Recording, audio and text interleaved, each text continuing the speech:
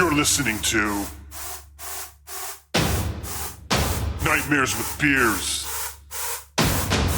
Your hosts, Mark and Blaster. Grab a beer, prepare for fear.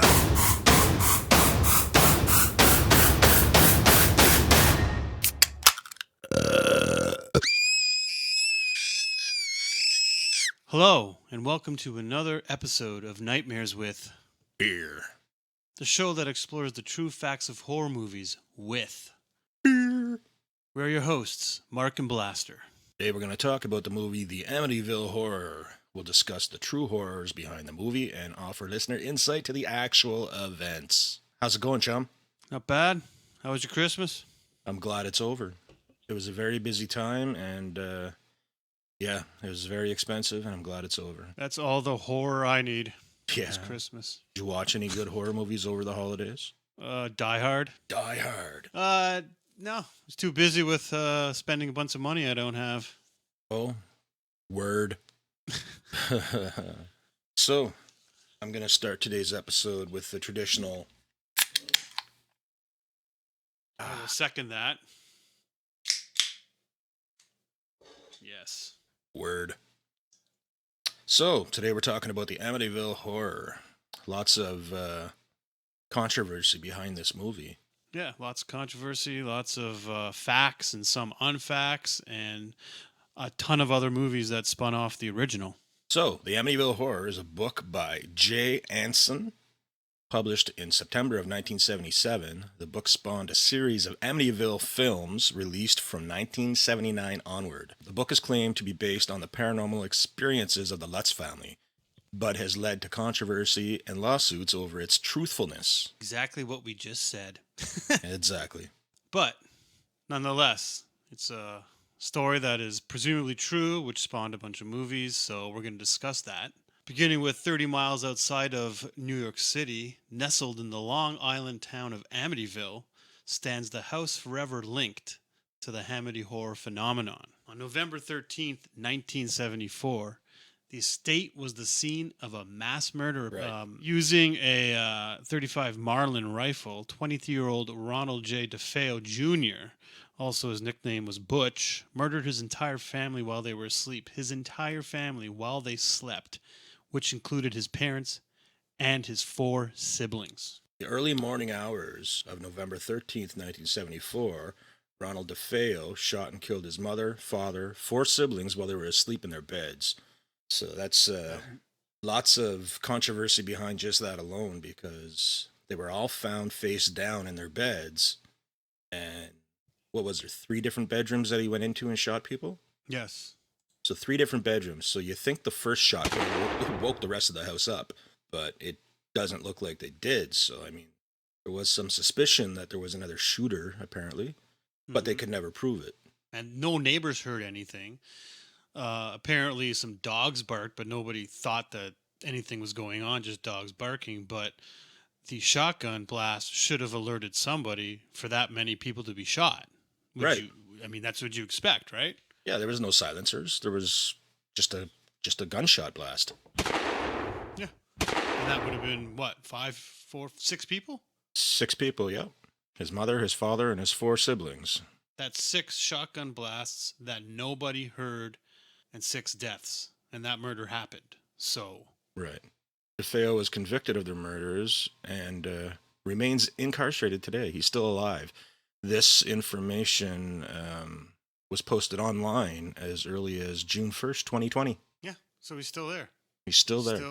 And didn't he try to, appeal?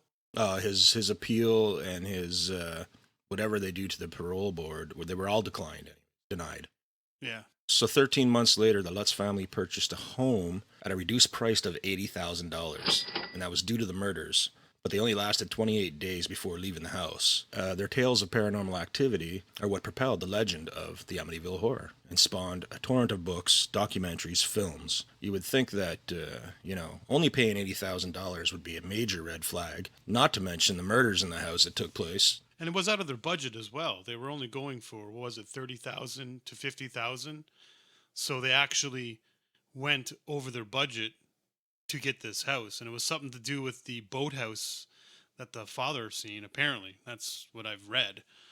But yeah, 80,000, and there was murders, and they knew about the murders. They knew about the murders. I don't know if I could live in a house where a man murdered his entire family in there. I think that would be a definite no. I'm not. As soon as they said murder, I'd be like, I don't care what's murdered in here. I'm out. Well, not to mention the voice, "Get out." I would classify that as another red flag. I think there's just a bunch of red flags in that house. It should have just been one giant house that was red flag. Seriously. I think so. Stepfather George Lutz had a history of dabbling in the occult. And that's the Lutz family. That's not even the family that was murdered. That was the family that moved after the murders. So again, with previous episodes that we've done, there's always been some, occult deaths, and it ties right in that if you start messing with that stuff like Ouija's and stuff, who knows what's going to be on the other side. Well, yeah, but if there was none of that stuff, we wouldn't be here today talking about it. Thank you, Ouija.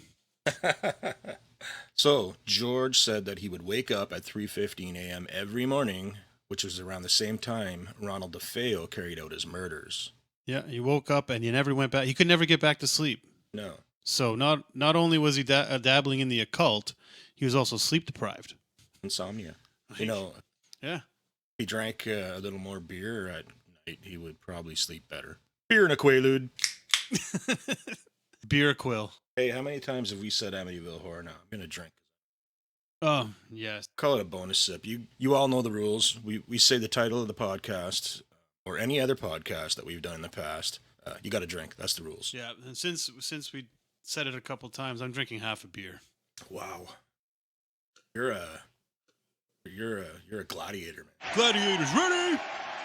The Lutz family came to smell strange odors, see green slime oozing out of the walls and keyholes, and experience cold spots in certain areas of the house. I wouldn't even be there. I would not be there. If I witnessed that, I'd be packing up. We've only been here for 2 hours, kids. Fuck the moving van. We're getting out of here. So, I mean, what other explanation could be green slime oozing out of the walls and keyholes? Old insulation? No. Someone blew their nose and is just bad. COVID. Cold spots in certain areas of the house could be, drafts. I mean, I have a cold spot in my area of my house, so I don't think it's... It is, though. It is haunted, though. That area in your house is haunted. I've been wanting to tell you that. Oh, I'll be on the next episode. Last time I was there and I went to the cold spot, somebody patted me on the bum. I felt violated. I felt like I was just a piece of meat. That's why you entrapped me to do these episodes, so you wouldn't sue me for getting violated in my house. So, when a priest came to bless the house, he allegedly heard a voice scream, "Get out." He told the Lutz family to never step in that particular room in the house where he heard the voice. Just that room? Seriously? Yeah, just that one room. Get the fuck out. What's wrong with you? You're getting told to get the fuck out. Just the one room. Just, you can live here, but just do not go in my room. Just that one room. Don't come in. Because if you come in there, shit's going to happen. Well, you got to respect the boarder's wishes, alive or not. Well, yeah, definitely. And they didn't. So a nearby garage door opening and closing happened. Invisible spirit knocking a knife down in the kitchen. A pig-like creature with red eyes staring down at George and his son Daniel from a window, which was his daughter's window the room was in. What was it? A pig with red eyes? Yeah, a pig-like creature with red eyes. Sorry, I didn't think she stayed there right after I left. Oh, fuck.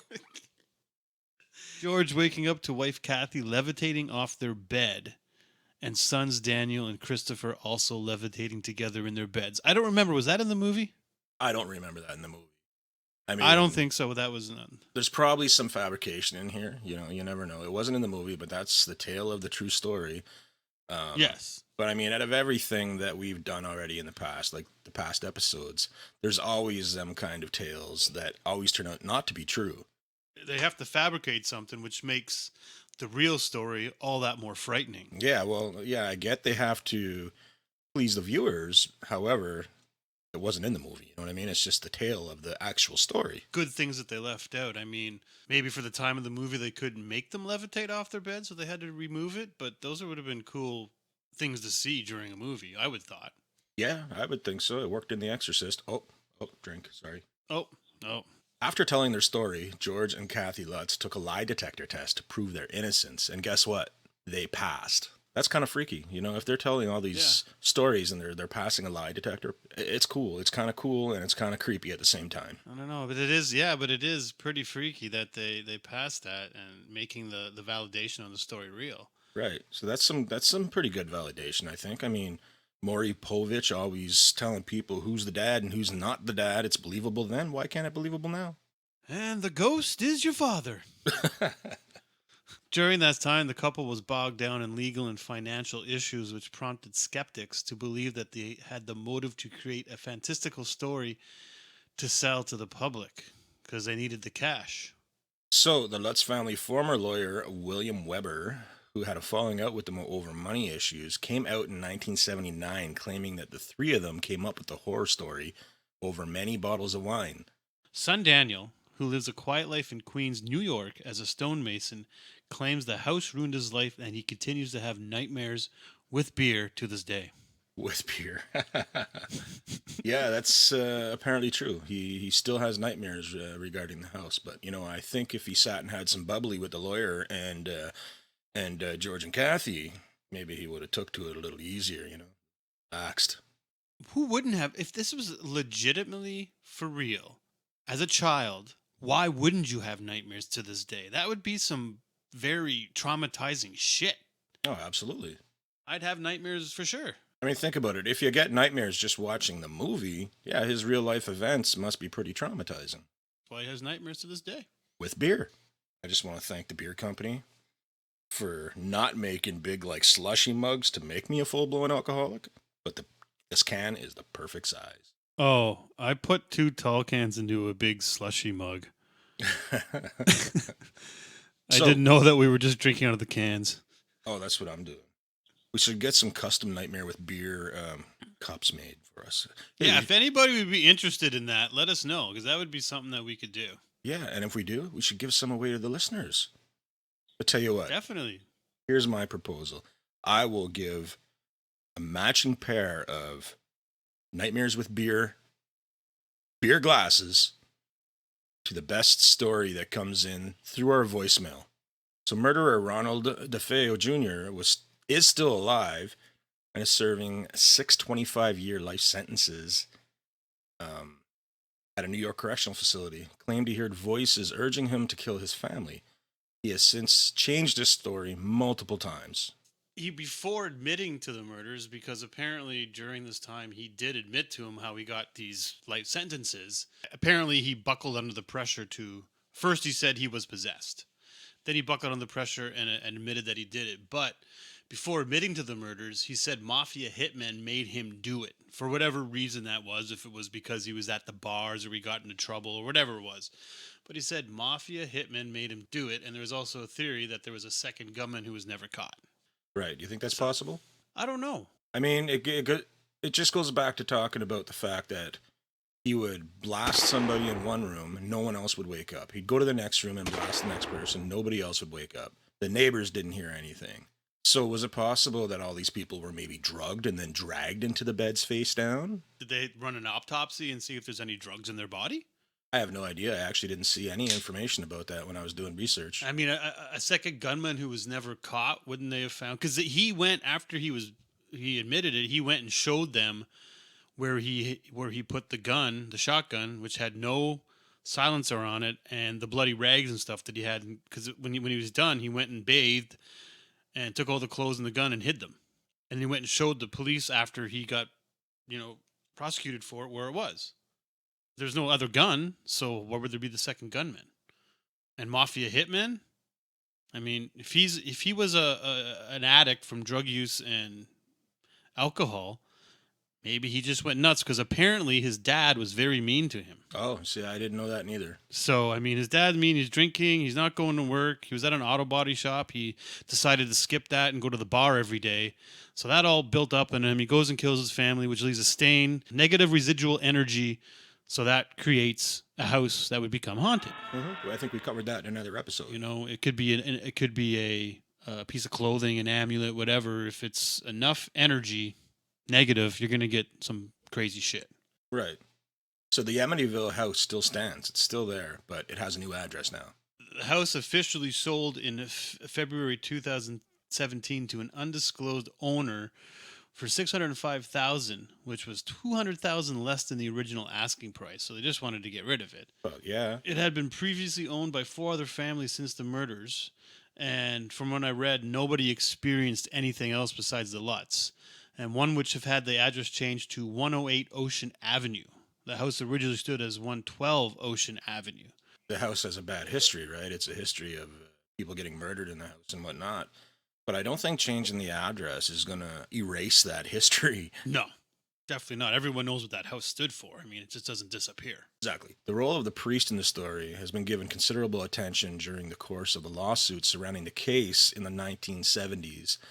Father Picareo stated in an affidavit that he only had contact with the Lutz concerning the matter by telephone. The other accounts say that Father Picareo did visit the house, but nothing unusual had happened. That's odd, eh? Mm-hmm. So it was only by telephone, but in the movie, he was actually there, right? Well, some people are saying it's by telephone, and some people are saying he went there. Like, it's not actually known. Yeah, I guess not. I mean, there's no... They just go, it's basically the father is changing his story is what it is. First he said he only, spoke to them over the telephone. Then he said he went there and nothing strange happened. And then in another interview, he said, the house told him to get the fuck out. Yeah, it's him that's changing his story from the research I've done. Didn't he go blind? That was from masturbating. I heard that happens. So don't masturbate in Amityville. Drink. So Father Pecoreo, I just love his last name, Pecoreo, gave what might have been his only on-camera interview, the only time, about his recollections during a 1980 episode of In Search Of, a documentary series hosted by Leonard Nimoy. Spock. I had no idea that was... I don't remember that. I don't remember that show. No, that's cool. Actually, neither. In the interview, he repeated the claim that he had heard a voice saying, "Get out," but stopped short of giving it a paranormal origin.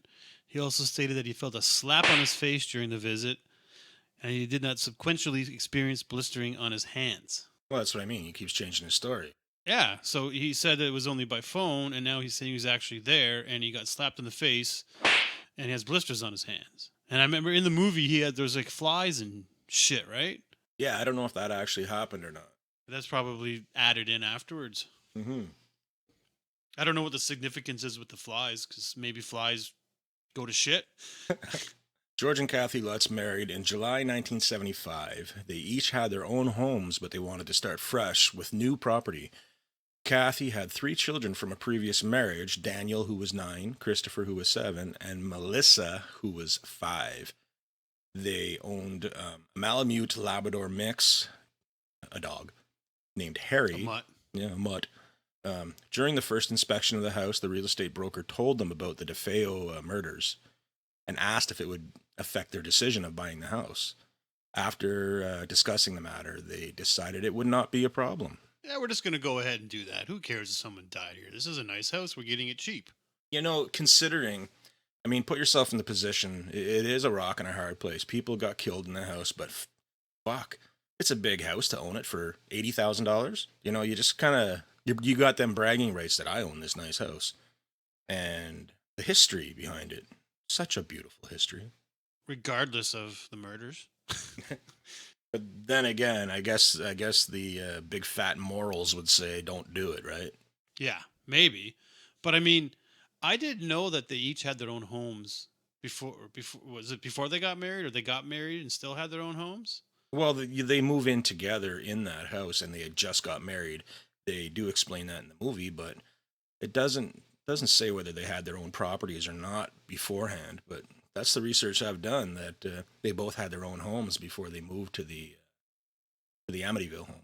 Now refresh me, because the movie, in my opinion, is very, I don't know, dull, slow. It's reading the story, and the book is way more frightening than the movie itself. I agree. I don't remember, did they say that the children were in her marriage, or did they make it in the movie that they were both their kids? I don't recall. I don't think they specify it in the movie. 'Cause I did not know that the kids were hers from a previous marriage. That's pretty interesting. Right. But the movie itself, I mean, it was a good movie. It always, it's always makes for a good watch when it's based on a true story as well. However, Definitely, it yes. was a slow-moving movie. It was a bit draggy, but it's an old movie, right? Yeah, and I'm not taking anything away from it. I mean, definitely anyone listening, go watch it. I mean, all the movies we're doing are definitely worth watching. Some are better than others. That's just the way movies are. But Exactly. the books and the real stories are always going to be more fascinating and a little bit more terrifying than the movies itself, because you're getting a view of someone else's image of it, right? Right. And I've heard that from many people, that the book is always better. It's always better. Oh, definitely. Book's always better. The Lutz family moved on December 19th, 1975. Much of the DeFeo family's furniture was still in the house because it was included for $400 as part of the deal. A friend of George Lutz learned about the history of the house and insisted on having it blessed. The murders were happening, but he still had it blessed, so that's kind of... Well, not to mention he kept the fucking furniture. Like, is he asking for punishment? Like, no, you get that shit out of there. Yeah, exactly. And I find that neat, but kind of concerning, I guess. Hey, George, what do you want to do with the big bloodstained mattress? Just throw a quilt over it. They ain't gonna know. At the time, George was a non-practicing Methodist and had no experience of what this would entail. Kathy was a non-practicing Catholic and explained the process. So they had like a priest come in and do their thing. George knew a Catholic priest named Father Ray, who agreed to carry out the house blessing. In Anson's book, real-life priest Ralph J. Paccarao is referred to as Father Mancuso for privacy reasons. Well, it's not too fucking private anymore. No, we've outed him. So if you're out there still, we know you're real. Well, we know your real name, prick. Father Mancuso arrived to perform the blessings while George and Kathy were unpacking their belongings. On the afternoon of December 18th, 1975, they went into the building to carry out the rites. When he flicked his first holy water and began to pray, he heard the masculine voice demand him to get the fuck out. When leaving the house, Father Mancuso did not mention the incident to either George or Kathy, and on December 24th, oh, what a guy, the day before Christmas, seriously? Anyways, on December 24th, 1975, Father Mancuso called George and advised him to stay out of the second floor room where he had heard the mysterious voice. The former bedroom of Mark and John Matthew DeFeo. Is that 3 people or is that 2 people? I don't know. I think John Matthew is one name. Okay, so Mark and John Matthew DeFeo and Kathy planned to use that for a sewing room, but the call was cut short by static. Following his visit to the house, Father Mancuso allegedly developed a high fever and blistering on his hands, similar to stigmata. And do you know what stigmata is? It's the representation of the Jesus on the cross with his crucifixion, with his crown of thorns, the nails in his hands, the whips, the lashes, the spear in his side. Yeah, that's what stigmata is. All that. Anybody that all of a sudden gets these markings, that's what they call the stigmata. At first, George and Kathy experienced nothing unusual in the house. So talking about their experiences, they reported that it was as if they were each living in a different house. From when I read, he had a sudden personality change when they took over that house.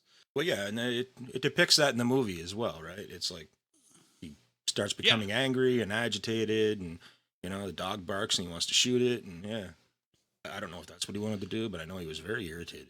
I mean, things they've left out from the movie was like, and to tie in with this stuff too, is Kathy aged very fast. Apparently, like quickly. She would just age. He saw it, and her mother actually saw this. Well, what do you mean by fast? In a matter of minutes, maybe seconds. That just says she aged very fast. So she just looked old real fast. Probably just some kind of manifestation from the haunting. That's all that I can gather. He woke up one night to a band playing downstairs, but no one was there. Yet the rug was pulled up as if there was room to dance. Wow. So that's It's creepy. right. So there's a band down there. I want to go mosh. Where the fuck's the band at? Where's all the people? I want to fucking slam here. What's going on? Like, Hey, dude. When I die, you want to jam? you better show up. I'll have the beers ready.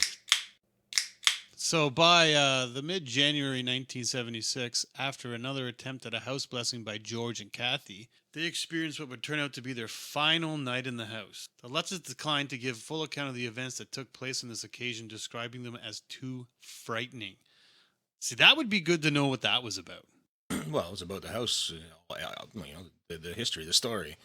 It was too frightening for them to explain it. But if it was me, I'd want to definitely explain it and be like, fuck, stay away from that place. Kind of sucks. From the movie, if all those things really happen in the story, that is more than too frightening. Yeah. That is heart attack shit. That's lock me up and never let me out because no one's going to believe the story I say. And that's what's happening, right? I mean, that's the thing that's with all this stuff. There's people that believe and people that don't believe. You have that in different aspects and everything. But did it happen? Did it? Did it not happen? Did it not? It did happen. On the night of March 6, 1976, the house was investigated by Ed and Lauren Warren. Oh, there's a popular couple names. Ed and Lauren Warren? Yeah, they're the paranormal investigators. Demonologists. Well, yeah, and they're in a bunch of movies. Conjuring, The Nun, I think. Yeah, Annabelle. But those are real people. They were real demonologists. And together with a crew from the television station Channel 5 New York in the house, and reporter Michael Linder of WNEW-FM, during the course of the investigation, Gene Campbell, that name's familiar, took a series of infrared time-lapse photographs. Now this is the one of the images allegedly showed a demonic boy with glowing eyes who was standing at the foot of a staircase. Right. It was actually a boy that was, yes, at the top of the staircase, but at the door going into one of the bedrooms. And I actually seen the photo. Anybody could see the photo. Just do a search of the, demonic Amityville boy photo or whatever, and something will come up. You'll see it. I did see it, and it's pretty creepy. Oh, I haven't seen it. I should see it. Maybe I won't see it. Well, I'll tell you what. I'll find the picture, and I'll post a link on our Facebook page where you can, anyone listening want to go take a look, it'll be there. Does our Facebook page have a URL or just search for it? It is facebook.com/nightmare with beers. Nightmares with beers. Excellent. The photograph, however, did not emerge into the public domain until 1979, when George and Kathy Lutz and Rod Steiger appeared on the Merv Griffin show to promote the release of the... What? Promote the release of the first film. No, I know, but they actually... Wow. So the real people went and promoted the film? I guess so, yeah. I mean, it was their story, right? So they made bank on this. Shit. Because up at the earlier, as we were talking about, they needed financial help, right? Right. Which is where all the negative press came from, and the red flag, that red wasn't flag, real. red flag, red flag. 112 Ocean Avenue was also investigated by the parapsychologist Hans Holzer. The Warrens and Holzer have suggested that the house is occupied by malevolent spirits due to its history. The Warrens' visit to the house was depicted in the 2016 film The Conjuring 2. I wonder if he's Canadian, Han Holzer. Holzer. Hey, take off, eh, you Holzer? The Amityville Horror. Drink. Oh. I could say this sentence all night and have to keep drinking. So the movie actually, it spawned a ton of other Amityville movies that are obviously not based on a true story. You got the first one in 1979, then you got the Amityville Horror 2, The Possession, 1982, then the Amityville 3D, 1983. Drink. And it was also been released as Amityville 3, The Demon. Amityville 4, The Evil Escape, Amityville The Curse, Amityville It's About Time, Amityville New Generation, Dollhouse. There's like 21 different Amityville movies that spawned from the original movie, right? And they have they have one this year, 2020, the Amityville Harvest. Yeah, I haven't seen that one. I'll have to see if I can find it. I'd like to. maybe it was released this year, or maybe it was filmed this year and put out next year. Who knows? Maybe. I don't know. I didn't know that till we saw that now. Yeah, who knows? There's a lot of them. There is. And I've only seen the original one and the 2005 remake with Ryan Reynolds. I seen that one too. That was pretty good for, you know, it was pretty good to watch a movie. Obviously, very fictitious compared to the first one. Oh, definitely. And there was a comparison I was watching about the both and how they both changed a lot of things and added a lot of things, like when the boy was brushing his teeth and there was that demon beside him and little things like that. But Wonder if they levitated in the remake. I don't remember. I did see it, but I don't remember it. I don't remember that either. I liked it because I liked Ryan Reynolds. He's an awesome actor, but Yeah. Canadian boy. So as of November 2020, DeFeo is still held at the civilian correctional facility in the town of Fallsburg, New York. And his appeals and requests to the parole board to date have been denied. I mean, he killed 6 people, you know, and his family on top of that, his own flesh and blood. I mean, yeah, no. Well, he's got 6 life sentences, right? Yeah, 6 life sentences. You don't let somebody like that out of jail. No, definitely not. So knowing what prison he's in, Blaster and I are going to send a letter there for him and see if we get a reply. So keep your ears open in our podcasts. Find out, because we'll do it. And if we get a reply, we're going to read it on the show. Which would be awesome if we can actually get a reply. Yeah, chances are we won't get one, but you know what? Doesn't hurt. It'd make it interesting. All we can do is try. So I got a snippet here from the actual case file. So the classification is mass murder. The characteristics are parricide. In court, he testified to being possessed by Satan. Number of victims, 6. The date of the murders were November 13th, 1974. Date of the arrest was the next day. Date of birth, September 26, 1951. Victims' profiles were his father, Ronald DeFeo Sr., mother Louise, sister Dawn, who was 18, and Allison, who was 13, and brother Mark, 12, and John, 7. Methods of murder: shooting, .35 caliber rifle. Location: Amityville, Long Island, New York. Status: sentenced to 6 consecutive sentences of 25 years to life on December 4th, 1975. He ain't getting out. Wow, how old would he be right now? He was born, where is it here? Date of birth. So he's born September 26, 1951. 75, December 4th. He's 51 years old? Isn't he like almost 70? So anyways, I don't know. Yeah, he's like almost 70. Don't have a calculator here in front of me, but well, let's just say he's fucking old, so how much longer is he going to last? But let's send a letter out there and see what we can get. So yeah, you got anything else you want to say about this story? Jay Anson, the writer of the book, apparently had a heart attack after finishing the book. Right. He doesn't admit that it was anything wrong, any wrongdoing from writing the book. He blames it on his lifestyle, so we don't know if it was actually some kind of, connection with the horrific events and the manifestation of these. So he survived the heart attack. Yes, he gave some of his early manuscripts to his friends, and apparently his friends experienced strange happenings while in possession of the manuscript. Really? One of them was taking it to a publisher, and his car just broke out in fire. Now, the guy got out apparently and lived. The car caught on fire, but when they went and got the manuscript, it was untouched. It was completely fine.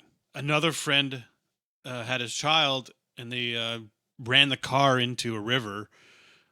They almost drowned, and the manuscript was in possession in the trunk. And when they opened the trunk, it was completely dry. It was in like a little pamphlet clipped over, like the whole pages were in like a envelope. Right. And it was completely dry. Everything else was soaking wet, but that manuscript was completely dry. Oh. And then the very first friend that received the book, received only 2 chapters, died in a fire. And then in the remains of the fire, the script was in perfect condition. So those are some pretty substantial claims if that actually happened, and that's only just writing the book and giving out manuscripts. Wow. Like, wow. Wonder if we can get any facts on that. This was taking off of a YouTube video that you can just go on. It was actually done a couple months ago, 2020, based on the Amityville. Just search it up, and it's actually the facts of the real story. So I believe these are factual events. Interesting. So there is some stuff. I know if you go on YouTube as well, you just reminded me, there is documentaries on there that interview the real Robert DeFeo Jr. And they do talk about the accounts of what happened in the house. What else have I come across? There's more than one. There's some good information on there. And in these documentaries, they show you the picture as well of the demonic boy. They apparently got a picture of when they were doing that, taking them photos in the house. I'm gonna check that photo out in the morning. Yeah, no, do it right before bed. No, I've already had enough beer. I don't want to check that out because I will definitely. Fuck it, I'll check it out in a minute. That's where I actually saw it. Was I found a link? I think it might have been on the Wikipedia page to an actual documentary, and they interviewed Robert DeFeo. They interviewed the Lutz family in this documentary. The documentary, I believe, was about 45 minutes or longer. It was a good watch. Yeah, I'll have to check out some of that. Everybody, anything we mention, everything we check out. I mean, even if the things that we do say don't corroborate with the actual facts, let us know. Send us a message on Facebook, email us, let us know, call our shit out, which I don't think it is shit. I mean, whatever But you call out, know, it's information we found online as well. So, I mean, yeah, but definitely if you have any kind of proof or facts that what we're talking about is just not the truth, I mean, let us know and we can research more and see why this stuff is floating around out there. We want you involved. Yeah, nightmareswithbeer@gmail.com. And again, if you guys have any, stories of your own from actual events that you might have experienced, we have a link on our Facebook page to leave us a voicemail if you like, or you can send us an email, and we'll be happy to check your story out, and maybe we'll talk about it on a show. That's exactly what we want to do. And don't be afraid. I mean, if you're sitting there thinking, oh, they're just going to think I'm full of shit. Oh, come on, look what we're talking about right now. Yeah, send it to us. Send it. We're very interested, and we'd love to hear from anybody who has any kind of story, and we'll just talk to you about it and see how it holds up. Absolutely. These things we talk about now, movies that are based on true stories, and that's all we'll talk about as long as they're based on true stories. So that's what we're into. We want to talk about situations that are true, whether you were dreaming or daydreaming or fucking on LSD and hallucinating. I don't care. I want to hear the story. And if it's a good story, we want to be able to talk about it, maybe even have you on the show. So yeah, nightmareswithbeer@gmail.com, or go to the Facebook page and click on the link and leave us a voicemail and how we can actually contact you. But make sure you leave your story. We're actually going to get a website up as well at some point. And all the episodes will be embedded onto our website, but it's not there yet. But yeah, we would like that. With that being said, this is Nightmare with Beers, and thanks for listening. See you next time.